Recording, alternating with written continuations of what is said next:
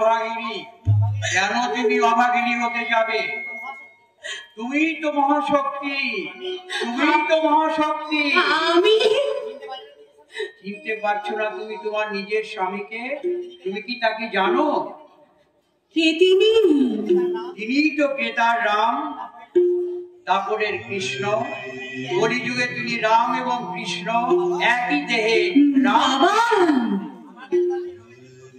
তুমি যে রোগের জন্য আমার কাছে এসেছো, লোক শিক্ষার মানব লিগার ত্যাগ করে সমস্ত রোগ তিনি নিজের গলায় ধারণ করেছেন। সেই রোগ ভালো করার সাধ্য আমার নেই বাবা।